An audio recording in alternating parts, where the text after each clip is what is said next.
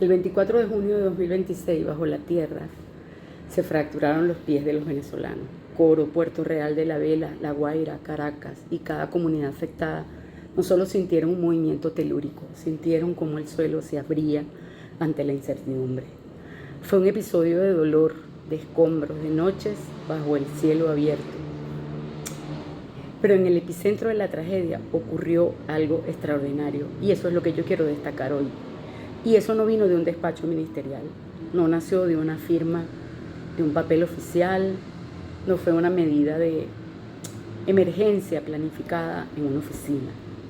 Fue algo mucho más antiguo y potente. Primero, el conatus del pueblo. La pregunta que hoy nos hacemos frente a las ruinas no es solo cómo reconstruimos casas, es cómo reconstruimos nuestra manera de entender nuestra propia fuerza como pueblo. Creo que se destruyó la ilusión de la dependencia porque durante décadas nos hicieron creer y se arraigó en nuestro tejido social que la idea de que nos iban a salvar otros y que dependía exclusivamente del Estado o de entes externos. Nos acostumbraron a mirar hacia arriba, a esperar que la solución bajara de las instituciones, que el decreto nos salvara, que el subsidio nos sostuviera, que llegaran los marines. Se creó una suerte de parálisis operativa. Si el Estado no lo hace, no se puede hacer. Pero el terremoto borró esa línea. Cuando el suelo tembló, también se derrumbó la burocracia. Cuando las comunicaciones fallaron y el aparato operativo se vio superado frente a la tragedia, ocurrió un fenómeno fascinante. El vacío se llenó, no con caos, sino con ciudadanía. Los venezolanos, por iniciativa propia, se convirtieron en rescatistas, en enfermeros, en logísticos, sin preguntar por colores políticos, por ideología, sin esperar el carné de nadie. La tragedia funcionó como un bisturí. Eliminó las etiquetas y dejó expuesta la humanidad desnuda de quien necesita ayuda y la humanidad heroica de quien la ofrece. Entonces, allí operó la ciencia de la solidaridad. Y esto no es un deseo romántico, tiene una explicación científica. Nuestro cerebro está diseñado para la cooperación y frente al sufrimiento ajeno se activan circuitos neuronales específicos.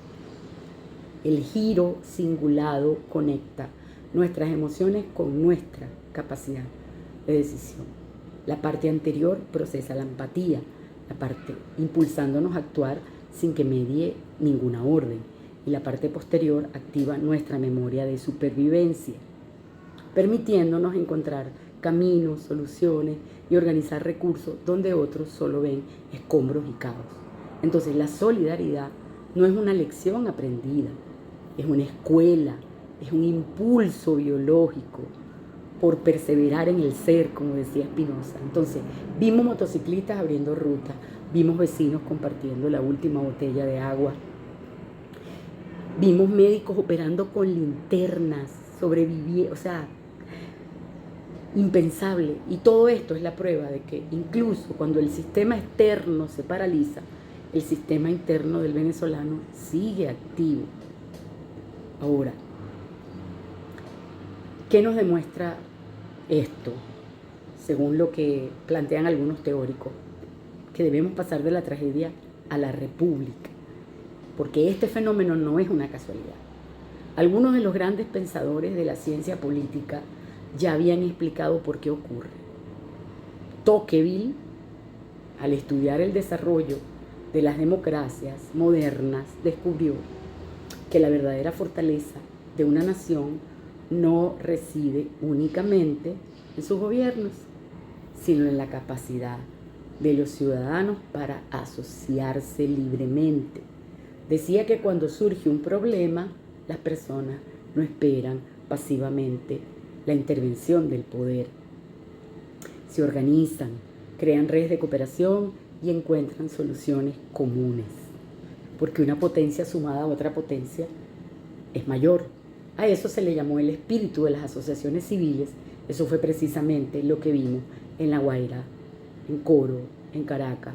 ciudadanos convirtiéndose en protagonistas de la ayuda cuando las circunstancias lo exigieron. Ahora, décadas después, Hannah Arendt sostuvo que la esencia de la política no es la dominación, lo decía Spinoza, sino la acción compartida entre personas libres. El poder auténtico nace cuando los ciudadanos actúan juntos con un propósito común, con ideas útiles, utilizando la razón. Eso es Spinoza.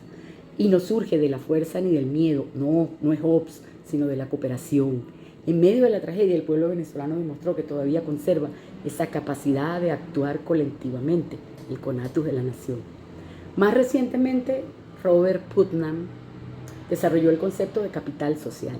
Oigan esto, la confianza, la solidaridad y las redes de colaboración que permiten a una comunidad resolver problemas sin depender exclusivamente del Estado. En eso consiste. Eso fue precisamente lo que ocurrió. Vimos capital social en acción. Vimos líderes espontáneos. Vimos ciudadanos que sin conocerse, sin saber ideología, se comportaron como una comunidad. Entonces, ahí hay un cambio de paradigma importante. Y por eso decimos que es el pueblo venezolano el protagonista, porque la tragedia dejó una lección, además incómoda, porque mientras la sociedad se movía, se hacía evidente la lentitud o la carencia de respuesta oficial. Y es aquí donde nace el cambio de paradigma. ¿Por qué? Porque es el pueblo el protagonista y su propio salvador. Entonces, ya eso deja de ser una frase de protesta, a convertirse en una constatación histórica. No es una renuncia al Estado, no es eso. No es anarquismo lo que estamos viendo.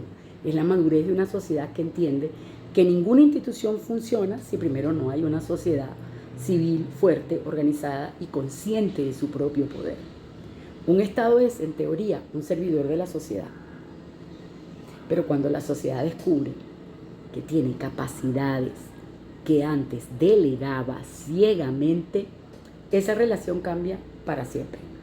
Ya no se trata de esperar permiso, se trata de asumir la responsabilidad. De eso se trata, ahí está el cambio de paradigma. Entonces, yo creo que hay un despertar y que el 24 de junio de 2026, es verdad, la tierra tembló, pero también despertó una conciencia colectiva. Y además la idea de que la reconstrucción de Venezuela no solo será la reconstrucción de sus fachadas, de sus carreteras o de sus hospitales, será fundamentalmente una reconstrucción ética. Hemos descubierto que la mayor reserva de valor de Venezuela no está bajo el suelo en forma de petróleo, sino sobre el suelo, en cada ciudadano que decidió ayudar al otro, sin preguntar quién era, sin preguntar si era de oposición, si era del gobierno, nada.